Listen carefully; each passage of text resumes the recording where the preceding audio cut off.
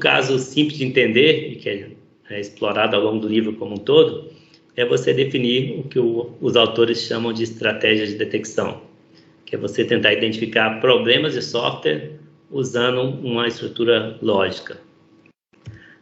O que isso quer dizer? Vamos primeiro tentar explicar o porquê disso, a motivação. A ideia é que quando você faz uma edição, você gera muitos números, principalmente em sistema de software, né? Você pode ter várias métricas, você pode definir lá 20 métricas, 30 métricas, e para cada métrica você vai medir métodos, classe. Então vai gerar muitos dados. E aí é difícil você olhar aqueles dados e decidir, isso aqui está bom ou está ruim. Muitas vezes essa análise é tão complexa que exige estatísticos mesmo, né? Não só pessoas que conhecem estatística, mas realmente estatísticos para analisar aquilo e te dizer se aqueles valores estão ok ou não.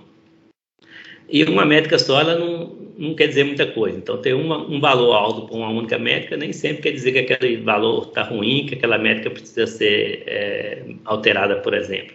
Porque você quer saber se o seu sistema, por exemplo, é propenso a bugs, e você sabe que quanto mais complexo o seu código, quanto maior o seu código, mais propenso a ter falhas ele vai ser. Então, você tem esse propósito, mas olhar uma métrica só linha de código, por exemplo, pode não te ajudar muito a responder essa questão. Então, não é porque simplesmente a classe tem muitas linhas de código que necessariamente ele é um código ruim que você precisa melhorar. Então, o ideal é você usar uma combinação de métricas. Então, você tem várias métricas, combinar as métricas, e aí você, com essa combinação, você tem um julgamento mais preciso. Essa classe ela é grande, tem muita linha de código, mas também ela é complexa, tem uma complexidade sistemática alta. Também ela tem uma profundidade de herança alta, então ela também herda muita coisa. Também ela é pouco coesa, por exemplo, a métrica de coesão está baixa. Então, combinou todos esses fatores, você sabe, essa classe aqui está ruim, vamos ter que melhorar essa classe, vamos ter que refatorar esse código para melhorar a qualidade. Então, essa que é a ideia de que você, muitas vezes, não toma decisão com base em uma única métrica, mas sim com base em uma combinação de métricas, porque uma métrica só é muito informação muito baixa, né?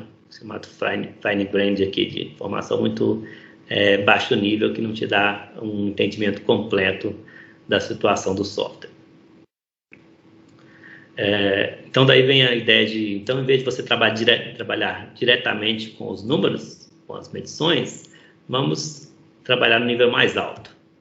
A gente poderia fazer uma analogia, né, usar a metáfora da área médica, de por que você precisa fazer essa combinação de métrica. Então, a analogia com a área médica seria o seguinte: então, cada métrica te dá um sintoma, mas um único sintoma não é suficiente para você diagnosticar uma doença. Então, não é só porque a pessoa está com febre que ela está com Covid-19, ou não é só porque a pessoa está espirrando que ela está com gripe ou com pneumonia. Então, um único sintoma não é suficiente para você dizer qual é a doença. Então, o médico não diz qual é a sua doença com base em um único sintoma. Ele analisa vários sintomas e chega a um diagnóstico de que você está com tal doença.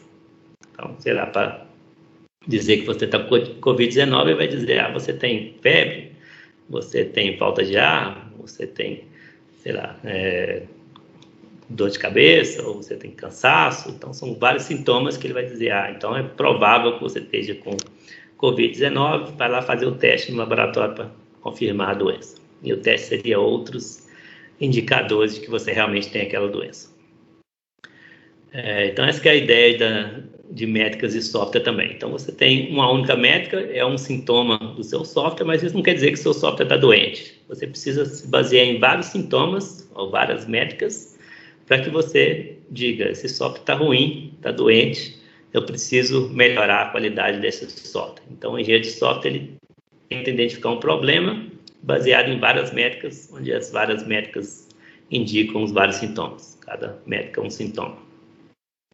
A estratégia de detecção segue essa ideia, então. O que seria uma estratégia de detecção? Seria uma estrutura condicional lógica, baseada em métricas, que usa também valor limite, que a gente viu agora há pouco, para identificar aqueles fragmentos de código que possivelmente são problemáticos. Tem um problema qualquer, ou que tem uma propriedade desejável ou indesejável qualquer. Normalmente, uma propriedade indesejável. Você quer identificar um problema de software, você aplica métricas, combina essas métricas e aí você vai ter os vários sintomas daquele código e tentar identificar esse ponto do meu código está mais problemático, é onde eu devo atuar, onde eu devo melhorar a qualidade. A estratégia de detecção, ou uma estratégia de detecção é uma estrutura condicional e ela tem basicamente dois mecanismos, um chamado mecanismo de filtragem e o outro chamado mecanismo de composição. O que é isso? Vamos cada um deles. O que é o mecanismo de filtragem? É justamente o que usa o threshold, ou o valor limite. Então, você tem uma métrica, você compara com o valor limite e com isso você filtra os valores que estão acima daquele valor limite e os valores que estão abaixo daquele valor limite. Então, basicamente, você usa um operador de comparação, maior, menor, maior igual, menor igual, compara com o valor limite e com isso você separa os seus dados em aqueles que estão ok, que, por exemplo, está abaixo de um valor limite, e aqueles que te interessam, que você quer observar com mais cautela, porque, por exemplo, está acima de um valor limite. Normalmente se usa o valor comparativo, mas em alguns casos também você pode pegar um percentual dos seus dados. Então, ao invés de comparar com o valor limite, você pode, por exemplo, querer as 10% maiores classes do meu sistema. Então, não é necessariamente maior que 300 linhas de código, mas sim pegar um percentual, 10% maiores classes, o que é chamado um comparador, um mecanismo de comparação relativo, né? Você pode ser um valor absoluto, comparar com um valor absoluto, um threshold, um valor limite, ou você pode simplesmente pegar um percentual dos seus dados, ou ter um comparador relativo em relação ao tamanho do seu dataset. Qual que é a representação? Então, uma coisa legal desse livro é que ele é bem visual, essa parte eu gosto bastante, e ele apresenta as estratégias ao longo do livro usando essa anotação aqui, que é uma anotação bem intuitiva, bem simples de entender, que é basicamente um retângulo com qual que é a condição ali, qual que é a sua expressão lógica comparativa ali. Então, ele coloca o valor da métrica que você mediu, um valor limite, e coloca um operador de comparação aqui, maior, por exemplo, maior igual, menor, menor igual. Então, basicamente, essa forma visual que o livro usa para explicar o mecanismo de filtragem. O que seria a filtragem da estratégia de detecção. Além do mecanismo de filtragem, tem o mecanismo de composição. O que é o mecanismo de composição? É justamente para você pegar vários sintomas. Então, o mecanismo de filtragem, voltando nele, pega uma única métrica, um único sintoma, compara com o valor limite, e ali você diz se aquele valor está ok ou está muito alto. Então, isso aqui identifica um sintoma, o mecanismo de filtragem. Enquanto o mecanismo de composição, você compõe os vários sintomas.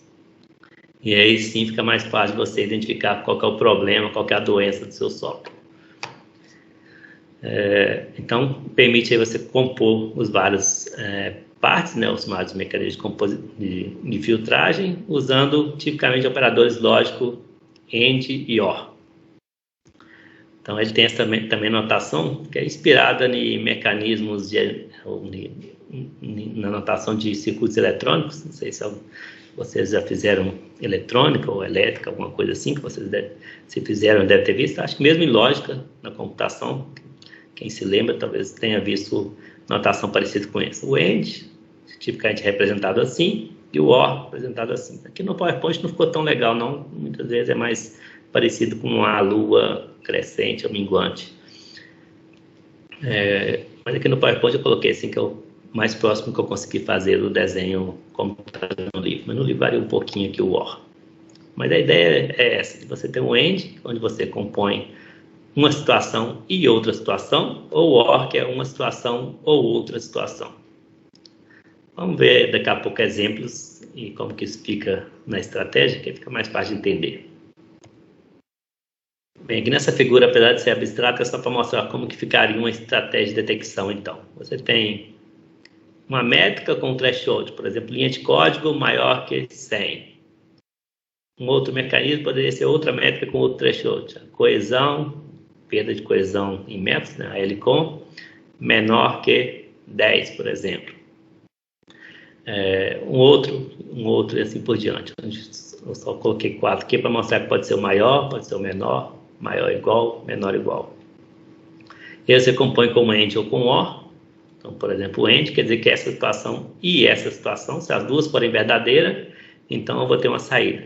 Se só uma das duas forem verdadeira, uma das duas forem verdadeiras, então não vai passar verdadeiro, né? Então o AND aqui é só se os dois for verdadeiro. Enquanto o OR não, o OR, se um deles for verdadeiro, a saída já é verdadeira.